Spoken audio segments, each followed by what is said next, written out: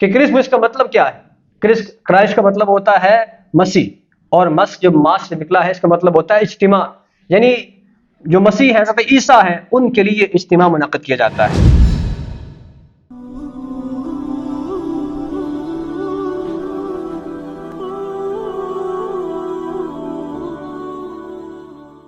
ایک خاص چیز جس کی طرف میں آپ کا اشارہ کرنا چاہتا ہوں، آپ کی توجہ دلانا چاہتا ہوں، وہ یہ ہے کہ ابھی 3-4 دن کے بعد، آج 22 دسمبر ہے اور 25 دسمبر جو ہے جس میں کرسمس آتی ہے۔ کرسمس کا مطلب کیا ہے؟ اور مسلمان اس موقع پر بھی کیا ہوتے ہیں؟ اپنے ایمان سے ہاتھ دھو بیٹھتے ہیں کہ کیا ہے جی، انہوں نے تو مجھے اپنی عید پر مبارکباد دی تھی، عید الفطر پر مبارکباد دی تھی، عید الاضحیٰ پر مبارکباد دی تھی، میرا عیسائی دوست ہے، یہودی دوست ہے، اس نے مجھے مبارک دی تھی، تو میں بھی کیا کروں گا؟ اس کو مبارکباد دوں گا۔ سب سے پہلے اس کا مطلب سمجھیے کہ کرسمس کا مطلب کیا ہے؟ کرائسٹ کا مطلب ہوتا ہے مسیح، اور مس جو ماس سے نکلا ہے اس کا مطلب ہوتا ہے اجتماع، یعنی جو مسیح ہے، حضرت عیسیٰ ہیں، ان کے لیے اجتماع منعقد کیا جاتا ہے۔ اس دن میں حضرت عیسیٰ جو ہے ان کی ولادت کی خوشی میں وہ اجتماع منعقد کرتے ہیں۔ اب یہ علیحدہ بحث ہے کہ واقعی 25 دسمبر سردیوں کا دن جو ہے یہ حضرت عیسیٰ کا یوم پیدائش ہے کہ نہیں۔ تاریخی روایات اور حقائق اس بات کی نفی کرتے ہیں کہ یہ جھوٹ ہے، 25 دسمبر حضرت عیسیٰ کی تاریخ پیدائش نہیں ہے، لیکن بہرحال انہوں نے اس کو بنا لیا ہے۔ ہم نے کیا کرنا ہے؟ اس دن میں وہ اپنے اس عقیدے کا اظہار کرتے ہیں کہ اللہ تعالیٰ نے نعوذ باللہ من ذالک ثم نعوذ باللہ من ذالک کہ اللہ نے اپنا بیٹا بنایا ہوا ہے، اللہ نے حضرت عیسیٰ کو اپنا بیٹا بنایا ہوا ہے۔ اور سامعین محترم، یہ پتہ ہے آپ کو کتنی بڑی بات ہے، اور ہم اس بات کے اوپر، ان کے اس عقیدے کے اظہار کے اوپر انہیں مبارکبادیں دے رہے ہوتے ہیں، ہیپی کرسمس، میری کرسمس، اس طرح کے پیغامات ان کو بھیج رہے ہوتے ہیں۔ آپ کو پتہ ہے کہ ہم اس طرح کے پیغامات بھیج کے، مبارکباد کے پیغامات بھیج کے ان کے اس عقیدے کی تثبیت کر رہے ہوتے ہیں، ان کے اس عقیدے پر خوشی کا اظہار کر رہے ہوتے ہیں، چاہتے ہوئے یا نہ چاہتے ہوئے، جانتے ہوئے یا لا علمی میں۔ ہمیں پتہ ہی نہیں ہوتا کہ ہم کتنا بڑا کفریہ کلمہ کہہ رہے ہیں، جو کلمہ انہوں نے کہا، وقالت الیہود عزیر ابن اللہ وقالت النصارى المسیح ابن اللہ، یہودیوں نے کہا کہ عزیر اللہ کے بیٹے ہیں، عیسائیوں نے کہا کہ حضرت عیسیٰ اللہ کے بیٹے ہیں۔ اللہ فرماتے ہیں کہ یہ تو کفریہ کلمہ ہے، یہ تو کفریہ کلمہ ہے، انہوں نے کفریہ کلمہ کہا ہے۔ اور رسول اللہ اور قرآن پاک کے اندر یہ جو الفاظ ہیں بڑے ڈرا دینے والے ہیں، بہت ڈرا دینے والے ہیں۔ سورہ مریم کو پڑھیے، سورہ مریم کا آخری رکوع اسی حوالے سے ہے، وقالوا اتخذ الرحمن ولدا لقد جئتم شيئا عدا تكاد السماوات يتفطرن منه وتنشق الارض وتخر الجبال هدا ان دعوا للرحمن ولدا وما ينبغي للرحمن ان يتخذ ولدا ان كل من في السماوات والارض الا آتي الرحمن عبدا۔ اللہ فرماتے ہیں کہ یہ کہتے ہیں کہ رحمان نے بیٹا بنایا، رحمان نے، اللہ تعالیٰ نے حضرت عیسیٰ کو بیٹا بنایا۔ عیسائی یہ بات کہتے ہیں، لقد جئتم شيئا عدا، تم بہت بڑی بات کہہ رہے ہو، تم بہت بڑا ایک گھٹیا الزام لگا رہے ہو اللہ کی ذات کے اوپر۔ لقد جئتم شيئا عدا، اللہ فرماتے ہیں یہ اتنی بڑی بات ہے، تکاد السماوات يتفطرن منه، کہ قریب ہے تمہاری یہ باتیں سن کر آسمان پھٹ پڑے، وتنشق الارض، اور زمین شق ہو جائے، زمین پھٹ جائے، وتخر الجبال هدا، اور یہ پہاڑ جو اتنے مضبوط ہیں یہ چلنا شروع ہو جائے، بہہ پڑے تمہاری اس بات کو سن کر۔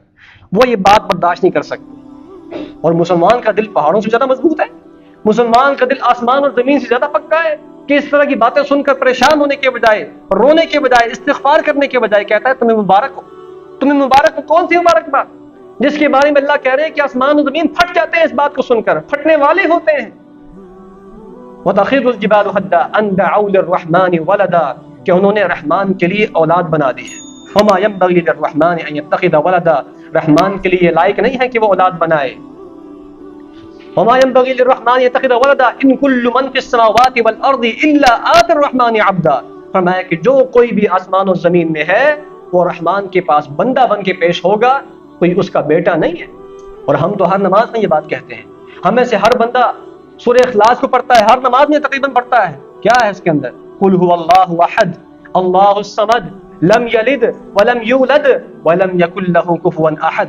اے پیغمبر آپ کہہ دیجئے کہ اللہ ایک ہے، اللہ الصمد، اللہ بے نیاز ہے، لم یلد، اس نے کسی کو نہیں جنا ہے، اس کا کوئی بیٹا بیٹی نہیں ہے۔ نماز میں کہتے ہیں لم یلد، اور نماز کے بعد کہتے ہیں میری کرسمس، نماز کے بعد کہتے ہیں کرسمس مبارک ہو۔ یہ کیا ہے؟ لم یلد ولم یولد، اور نہ ہی وہ خود جنا گیا ہے، ولم یکن له کفوا احد، اور اس کا کوئی ہمسر ہو ہی نہیں سکتا ہے۔ اور رسول اللہ صلی اللہ علیہ وسلم کا فرمان حدیث قدسی ہے، اللہ فرماتے ہیں شتمنی ابن آدم، ابن آدم مجھے گالی دیتا ہے، اللہ اکبر کبیرہ، ابن آدم انسان، اور انسان تیری کتنی ہمت ہے تو اپنے رب کو گالی دیتا ہے، شتمنی ابن آدم، ابن آدم مجھے گالی دیتا ہے، ولم یکن لہ ذلک، فرمایا کہ اس کے لیے روا نہیں تھا کہ وہ مجھے گالی دیتا، اور مجھے گالی دینا کیا ہے، وہ مجھے کہتا ہے وَأَمَّا شَتْمُهُ إِيَّايَ فَقَوْلُهُ اتَّخَذَ اللَّهُ وَلَدًا، اس کا مجھے گالی دینا یہ ہے کہ وہ یہ کہتا ہے کہ اللہ نے اپنا بیٹا بنا لیا ہے، نعوذ باللہ من ذالک، یہ اللہ کو گالی دینا ہے۔ ہم کیسے یہ بات کہہ دیتے ہیں، وہ گالیاں دے رہے ہیں اللہ کو اور ہم انہیں مبارکباد دے رہے ہیں، نعوذ باللہ من ذالک۔ سامعین محترم، حدیث کے الفاظ یہ ہیں، لیس احد اصبر علی اذى سمعه من اللہ، فرمایا کہ اللہ تعالیٰ سے بڑھ کر کائنات میں کوئی صبر کرنے والا ہے ہی نہیں، اللہ سے بڑھ کر کائنات میں کوئی صبر کرنے والی ذات ہے ہی نہیں، کہ لوگ اللہ کو گالیاں دے رہے ہیں لیکن اللہ پھر بھی ان کو رزق بھی دے رہا ہے، اللہ کو صحت بھی دے رہا ہے، باوجود اس کے کہ اللہ کو گالیاں دے رہے ہیں۔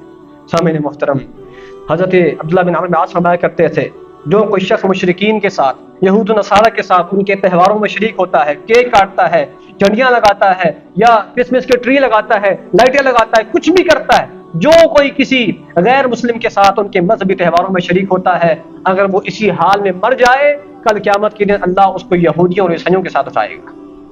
اور پھر حضرت عمر فرمایا کرتے تھے، لا تدخلوا علی المشرکین فی کنائسہم، لوگوں مشرکوں کی جو عبادت کے دن ہوتے ہیں ان کے کلیساؤں میں داخل نہ ہوا کرو، جو ان کے خاص تہوار ہیں ان دنوں میں ان کی کلیساؤں میں داخل نہ ہوا کرو، فإن السخطة تنزل علیہم، کیونکہ اس وقت اللہ کا غضب ان پر نازل ہو رہا ہوتا ہے، کہیں ایسا نہ ہو کہ تم بھی اللہ کے غضب کا شکار ہو جاؤ۔ سامعین محترم، دین اسلام کی غیرت پیدا کیجیے، دین اسلام کی حمیت پیدا کیجیے۔ وہ حمیت کہاں گئی کہ ہمارے دلوں میں کفری اعمال کی نفرت ہوا کرتی تھی، ہمیں نفرت کرنی چاہیے اور اس دن میں استغفار کرنا چاہیے، اور یہی حال ہے آگے آنے والی نیو ایئر نائٹ کا، کہ جو ہمارا تہوار نہیں ہے، جس کا ہمارے سے کوئی تعلق نہیں ہے، لیکن مسلمان ممالک کے اندر اربوں روپے آتش بازیوں میں اڑا دی جاتے ہیں۔ کس لیے نیو ایئر نائٹ منائی جا رہی ہے؟ یہ کس کا تہوار ہے؟ ہمارا ہے؟ ہمارے سے کیا تعلق ہے؟ نہ تو ہمارا تہوار ہے، نہ ہم اس کو منا سکتے ہیں، نہ ہمارے لیے جائز ہے، اور فضول خرچیاں اور حرام کاریاں اور کیا اس دن میں نہیں ہوتا۔ سامعین محترم، خدا را اپنے دین کو پہچانیے، خدا را اپنے دین کو پہچانیے، اپنے دین کو مضبوطی سے پکڑیے، کہیں ایسا نہ ہو کہ ہم ان چکروں میں پڑ کے اپنے آپ کو ماڈریٹ ظاہر کرنے کے لیے، اپنے آپ کو اعتدال پسند اور روشن خیال ظاہر کرتے کرتے کہیں ہم دین اسلام سے ہی فارغ نہ ہو کر رہ جائیں۔ سامعین محترم، اللہ تعالیٰ سے دعا ہے کہ اللہ تعالیٰ ہم سب کو اپنے دین پر قائم اور ثابت کر دے، اللہ تعالیٰ ہمارے دین کے ساتھ ہماری محبت پیدا کر دے، ہم اپنے دین سے اتنی محبت کریں کہ ہمیں اس کے خلاف، اس کے برعکس ہر چیز بری لگے، ہمیں کوئی چیز اچھی نہیں لگتی اسلام کے علاوہ۔ اسلام ہمارا دین ہے، رضیت باللہ ربا وبالاسلام دینا وبمحمد نبیا، میں اپنے اللہ کو رب مان کے راضی، میں اپنے نبی کو محمد صلی اللہ علیہ وسلم کو نبی مان کے راضی، اور دین اسلام کو اپنا دین مان کے راضی، مجھے اس کے سوا کوئی چیز اچھی نہیں لگتی ہے۔ وآخر دعوانا الحمدللہ رب العالمین۔